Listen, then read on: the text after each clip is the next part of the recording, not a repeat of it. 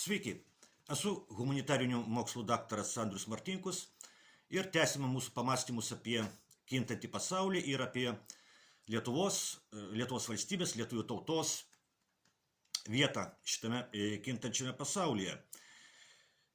Dėkoju už jūsų rėmimą, dėkoju už jūsų patiktukus, už jūsų komentarus, už tai, kad prenumeruojate. Ir kągi, šiandien vis dar negalime palikti prezidento rinkimų temos. Ir ne tik todėl, kad dar laukia antras rinkimų turas, jis yra visiškai neįdomus ir aš net susilaikau nuo raginimo dalyvauti jame ar nedalyvauti. Aš asmeniškai nedalyvausiu, bet jei jūs nuspręsite vis dėlto ateiti į tuos rinkimus, aš raginu arba išbraukti abu kandidatus ir taip sugadinti biuletenį paprasčiausiai.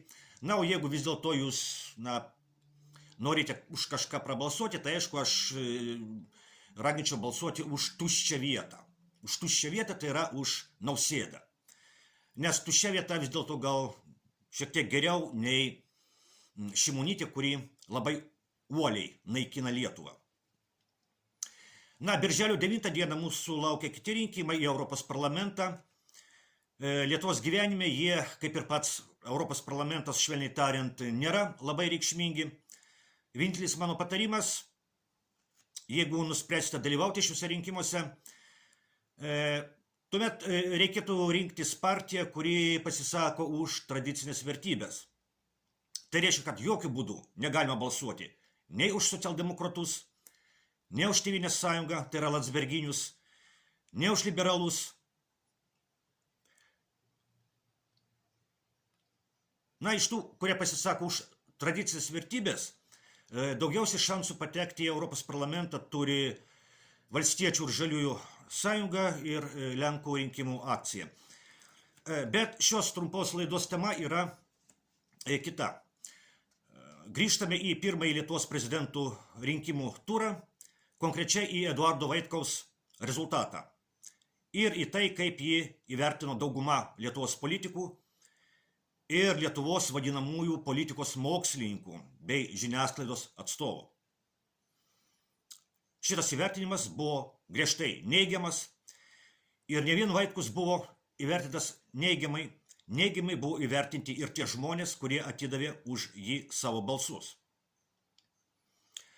Koks yra pagrindinis kaltinimas Vaitkui? Pagrindinis kaltinimas Vaitkui yra tai, kad jis yra, kaip tvirtinama, prorusiškas.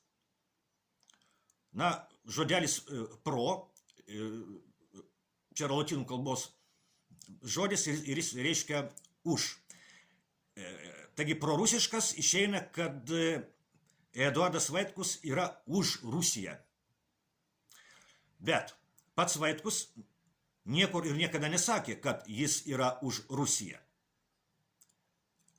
O tai, ką Vaitkus iš tikrųjų ir viešai sako, yra tai, kad jis nėra proamerikietiškas. Tai yra, kad jis nėra už Ameriką, už Jungtines Amerikos valstijas.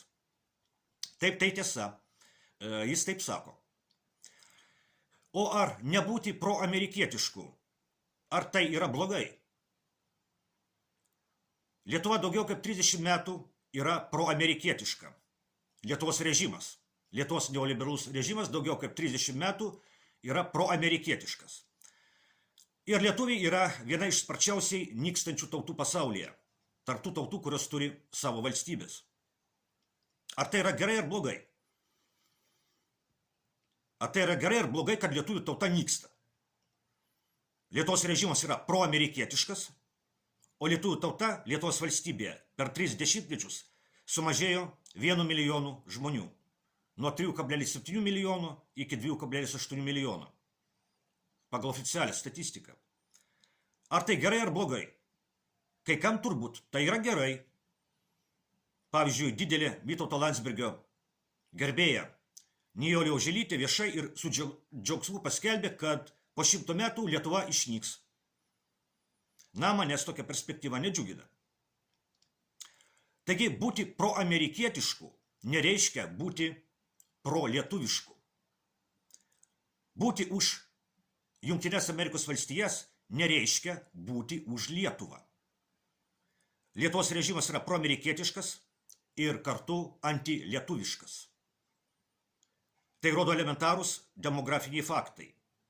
Jeigu Lietuvos režimas būtų prolietuviškas, jeigu Lietuvos režimas tarnautų lietuvių tautai, Lietuvos nacionaliniams interesams, lietuvių tauta šiandien nebūtų išmirštanti tauta.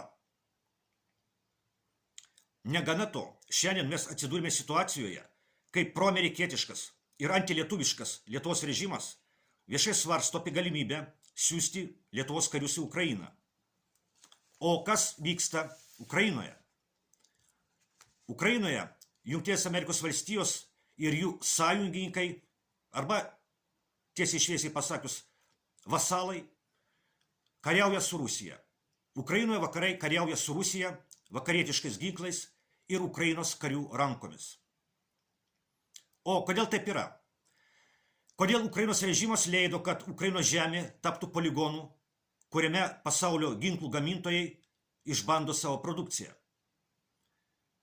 Taip atsitiko todėl, kad Ukrainos režimas yra proamerikietiškas ir antiukrainietiškas. Ir dar rusofobinis. Tai yra nekenčiantis Rusijos. Ir toks pat yra Lietuvos režimas. Proamerikietiškas, antilietuviškas ir rusofobinis. Lietuvos ir Ukrainos režimai yra režimai broliai. Todėl ir Ukrainos vėliavos Lietuvoje plevėsuoja šalia Lietuvos vėliavų. Būti proamerikietišku dar nereiškia būti prolietuvišku arba proukrainietišku. Nekęsti Rusijos dar nereiškia mylėti Lietuvą arba mylėti Ukrainą. Galime būti tokių proamerikietiškų ir taip stipriai nekęsti Rusijos, kad aukoti Lietuvą ir Ukrainą ant pasaulinės Jungtinių Amerikos valstijų hegemonijos aukuro. Nebūti rusofobu nereiškia būti prorusišku. Štai ką reikia turėti omenyje, stebint Eduardo Vaitkaus ir Lietuvos antilietuviško režimo konfliktą. Lietuvos neoliberalus režimas yra proamerikietiškas, rusofobinis ir antilietuviškas. O Vaitkus yra ne prorusiškas, o prolietuviškas ir tiesiog ne rusofobas. Taigi, šiam kartui tiek trumpai iki kitų susitikimų.